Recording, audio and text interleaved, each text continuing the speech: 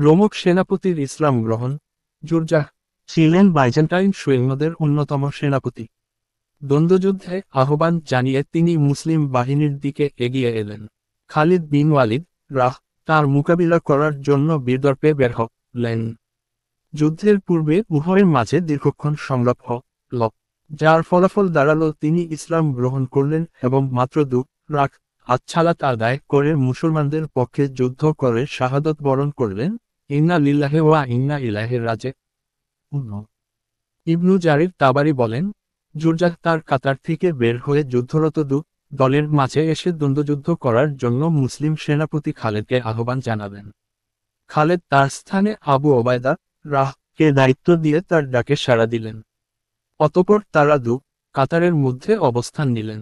একজনের ঘোড়ার কাঁধ অন্যজনের ঘোড়ার সাথে থেকে যাচ্ছিল, কিন্তু একজন অন্যজনকে আঘাত করছিলেন না, বরং তাদের মধ্যে সংলাপ চলছিল।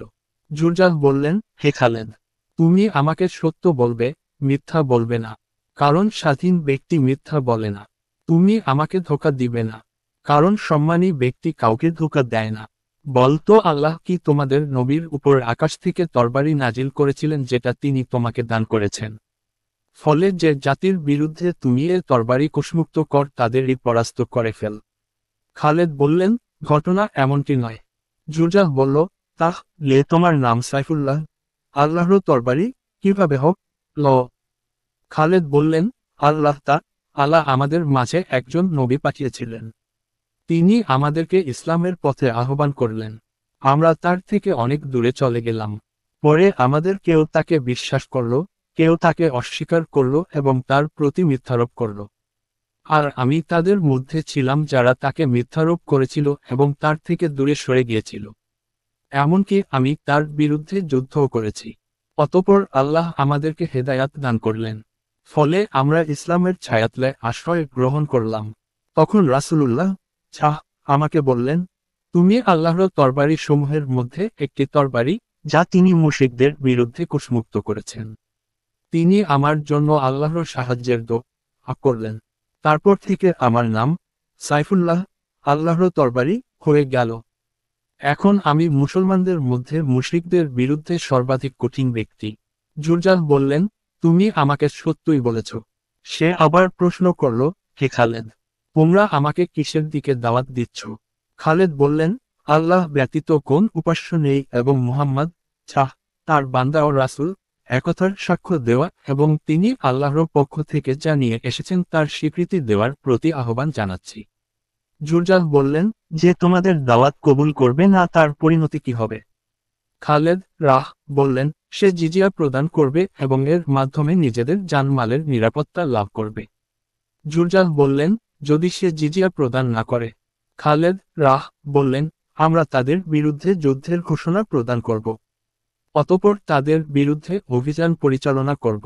জুরজাহ বললেন, আজকে যারা তোমাদের এ দিন কবুল করে তোমাদের অন্তর্ভুক্ত হয়ে যাবে তাদের মর্যাদা কি হবে? খালেদ বললেন, আল্লাহ প্রদত্ত ফরজ বিধান পালনের ক্ষেত্রে আমাদের মধ্যকার সম্মানী অসম্মানী, প্রথমে ইসলাম গ্রহণকারী পরে ইসলাম গ্রহণকারী সবার মর্যাদা সমান। জুরজাহ বললেন, হে খালেদ, আজকের যে ইসলাম গ্রহণ করবে সে কি তোমাদের মতোই নেকি ও পুরস্কার পাবে? খালেদ বললেন, হ্যাঁ, বরং বেশি পাবে। জুরজাহ বললেন, সে পুরস্কার পাওয়ার ক্ষেত্রে কিভাবে তোমাদের সমকক্ষ হবে, অথচ তোমরা অগ্রগামীদের অন্তর্ভুক্ত? খালেদ বললেন, আমরা এদিনে প্রবেশ করেছি। আমরা নবীর জীবদ্দশায় তার হাতে বায়আত গ্রহণ করেছি। আকাশ থেকে তার কাছে ওহী আসত। তিনি আমাদেরকে তা শোনাতেন। তিনি আমাদেরকে বিভিন্ন নিদর্শন দেখাতেন। অতএব সেই ব্যক্তি আমাদের সমকক্ষ যে আমাদের মতো তাকে দেখেছে ও তার কথা শুনেছে। কিন্তু আমরা যেসব বিস্ময়কর ঘটনা দেখেছি ও শুনেছি তোমরা তা দেখনি ও শোননি। এখানে যে তোমাদের মধ্য তে খালেছুর নিয়তে এ দিন কবুল করবে সে আমাদের থেকেও উত্তম হবে। জুরজাহ বলল, আল্লাহর নামে তুমি আমাকে সত্য কথা বলেছ, আমাকে ধোঁকা দাওনি এবং আমার সাথে প্রতারণাও করনি। খালেদ বললেন, আল্লাহর কসম, আমি তোমাকে সত্য বলেছি। তোমার প্রতি বা অন্য কারো প্রতি আমার কোন বিদ্বেষ নেই। আর আল্লাহ তো তোমার জিজ্ঞাসিত বিষয়ে অভিভাবক। জুরজাহ বললেন, তুমি সত্য বলেছ। অতঃপর ঢাল নিচে নামিয়ে খালেদের কাছাকাছি হয়ে বললেন, আমাকে ইসলামের দীক্ষা দাও, আমি ইসলাম গ্রহণ করব। অতঃপর খালেদ বিন ওয়ালিদ তাকে সাথে নিয়ে তাঁবুতে গেলেন এবং তার গোসলের ব্যবস্থা করলেন। অতঃপর ইসলাম গ্রহণ করে জোরজাহ ছালাত আদায় করলেন। এরই মধ্যে রোমকরা জোরজাহকে খালেদের দলভুক্ত মনে করে তাদের উপর প্রচণ্ড হামলা করল। মুসলিম সৈন্যরা পলায়ন করতে বাধ্য হল। ইকরিমা বিন আবু জাহল ও হারেছু ইবনু হিশাম জন খালিদের তাঁবুর নিরাপত্তার দায়িত্বে ছিলেন, তারা তাদের প্রতিহত করলেন। ইকরিমা যখন মুসলমানদের ফিরে আসতে দেখলেন তখন তিনি বললেন, আমি রাসূলুল্লাহ এর বিরুদ্ধে বহু স্থানে যুদ্ধ করেছি, আর আজকে তোমাদের থেকে পলায়ন করব। অতঃপর তিনি ঘোষণা করলেন, তোমাদের মধ্যে কে আছো যে মৃত্যুর জন্য আমার হাতে বায়আত করবে?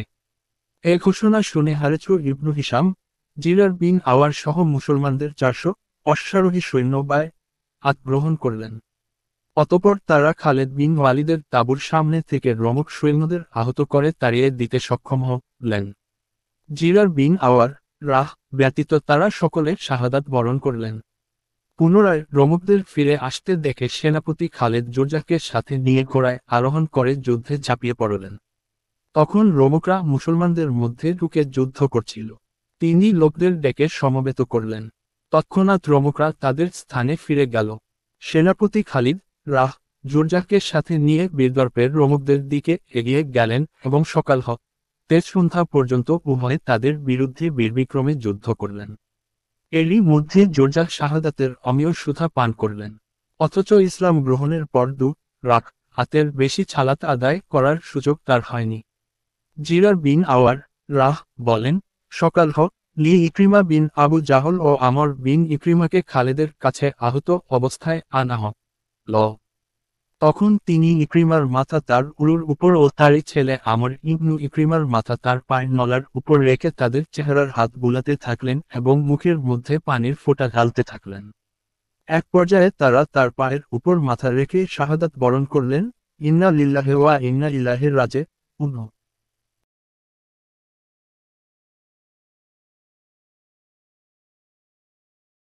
রোমক সেনাপতির ইসলাম গ্রহণ।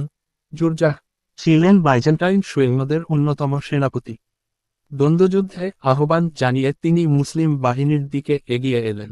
খালিদ বিন ওয়ালিদ তার মোকাবিলা করার জন্য বীরদর্পে বের হলেন। যুদ্ধের পূর্বে উভয়ের মাঝে দীর্ঘক্ষণ সংলাপ হল, যার ফলাফল দাঁড়ালো তিনি ইসলাম গ্রহণ করলেন এবং মাত্র ছালাত আদায় করে মুসলমানদের পক্ষে যুদ্ধ করে শাহাদত বরণ করলেন। ইন্না লিল্লাহি ওয়া ইন্না ইলাইহি রাজিউন।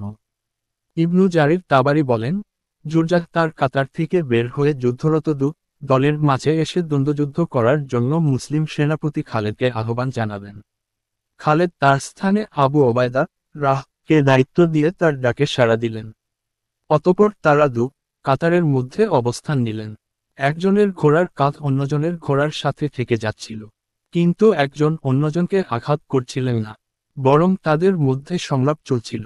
জোরজাহ বললেন, হে খালেদ, তুমি আমাকে সত্য বলবে, মিথ্যা বলবে না, কারণ স্বাধীন ব্যক্তি মিথ্যা বলে না। তুমি আমাকে ধোঁকা দিবে না, কারণ সম্মানী ব্যক্তি কাউকে ধোঁকা দেয় না। বলতো, আল্লাহ কি তোমাদের নবীর উপর আকাশ থেকে তরবারি নাজিল করেছিলেন যেটা তিনি তোমাকে দান করেছেন? ফলে যে জাতির বিরুদ্ধে তুমি এ তরবারি কোষমুক্ত কর তাদেরই পরাস্ত করে ফেল। খালেদ বললেন, ঘটনা এমনটি নয়। জোরজাহ বলল, তাহলে তোমার নাম সাইফুল্লাহ, আল্লাহর তরবারি কিভাবে হল? খালেদ বললেন, আল্লাহ আমাদের মাঝে একজন নবী পাঠিয়েছিলেন। তিনি আমাদেরকে ইসলামের পথে আহ্বান করলেন। আমরা তার থেকে অনেক দূরে চলে গেলাম। পরে আমাদের কেউ তাকে বিশ্বাস করল, কেউ তাকে অস্বীকার করল এবং তার প্রতি মিথ্যারোপ করল। আর আমি তাদের মধ্যে ছিলাম যারা তাকে মিথ্যারোপ করেছিল এবং তার থেকে দূরে সরে গিয়েছিল। এমনকি আমি তার বিরুদ্ধে যুদ্ধও করেছি। অতঃপর আল্লাহ আমাদেরকে হেদায়াত দান করলেন, ফলে আমরা ইসলামের ছায়াতলায় আশ্রয় গ্রহণ করলাম। তখন রাসূলুল্লাহ আমাকে বললেন, তুমি আল্লাহর তরবারি সমূহের মধ্যে একটি তরবারি, যা তিনি মুশরিকদের বিরুদ্ধে কোষমুক্ত করেছেন। তিনি আমার জন্য আল্লাহর সাহায্যের দোয়া করলেন। তারপর থেকে আমার নাম সাইফুল্লাহ আল্লাহর তরবারি হয়ে গেল। এখন আমি মুসলমানদের মধ্যে মুশরিকদের বিরুদ্ধে সর্বাধিক কঠিন ব্যক্তি। জুরজাহ বললেন, তুমি আমাকে সত্যই বলেছ। সে আবার প্রশ্ন করল, হে খালেদ, তোমরা আমাকে কিসের দিকে দাওয়াত দিচ্ছ? খালেদ বললেন, আল্লাহ ব্যতীত কোন উপাস্য নেই এবং মুহাম্মদ তার বান্দা ও রাসূল, একথার সাক্ষ্য দেওয়া এবং তিনি আল্লাহর পক্ষ থেকে যা নিয়ে এসেছেন তার স্বীকৃতি দেওয়ার প্রতি আহ্বান জানাচ্ছি। জুরজাহ বললেন, যে তোমাদের দাওয়াত কবুল করবে না তার পরিণতি কি হবে? খালেদ বললেন, সে জিজিয়া প্রদান করবে এবং এর মাধ্যমে নিজেদের জানমালের নিরাপত্তা লাভ করবে। জুরজাহ বললেন, যদি সে জিজিয়া প্রদান না করে? খালেদ বললেন, আমরা তাদের বিরুদ্ধে যুদ্ধের ঘোষণা প্রদান করব। অতঃপর তাদের বিরুদ্ধে অভিযান পরিচালনা করব। জুরজাহ বললেন, আজকে যারা তোমাদের এ দিন কবুল করে তোমাদের অন্তর্ভুক্ত হয়ে যাবে তাদের মর্যাদা কি হবে? খালেদ বললেন, আল্লাহ প্রদত্ত ফরজ বিধান পালনের ক্ষেত্রে আমাদের মধ্যকার সম্মানী অসম্মানী, প্রথমে ইসলাম গ্রহণকারী পরে ইসলাম গ্রহণকারী সবার মর্যাদা সমান। জুরজাহ বললেন, হে খালেদ, আজকের যে ইসলাম গ্রহণ করবে সে কি তোমাদের মতোই নেকি ও পুরস্কার পাবে? খালেদ বললেন, হ্যাঁ, বরং বেশি পাবে। জুরজাহ বললেন, সে পুরস্কার পাওয়ার ক্ষেত্রে কিভাবে তোমাদের সমকক্ষ হবে, অথচ তোমরা অগ্রগামীদের অন্তর্ভুক্ত? খালেদ বললেন, আমরা এদিনে প্রবেশ করেছি। আমরা নবীর জীবদ্দশায় তার হাতে গ্রহণ করেছি। আকাশ থেকে তার কাছে ওহী আসত। তিনি আমাদেরকে তা শোনাতেন। তিনি আমাদেরকে বিভিন্ন নিদর্শন দেখাতেন। অতএব সেই ব্যক্তি আমাদের সমকক্ষ যে আমাদের মতো তাকে দেখেছে ও তার কথা শুনেছে। কিন্তু আমরা যেসব বিস্ময়কর ঘটনা দেখেছি ও শুনেছি তোমরা তা দেখনি ও শোননি। এখানে যে তোমাদের মধ্য তে খালেছুর নিয়তে এ দিন কবুল করবে সে আমাদের থেকেও উত্তম হবে।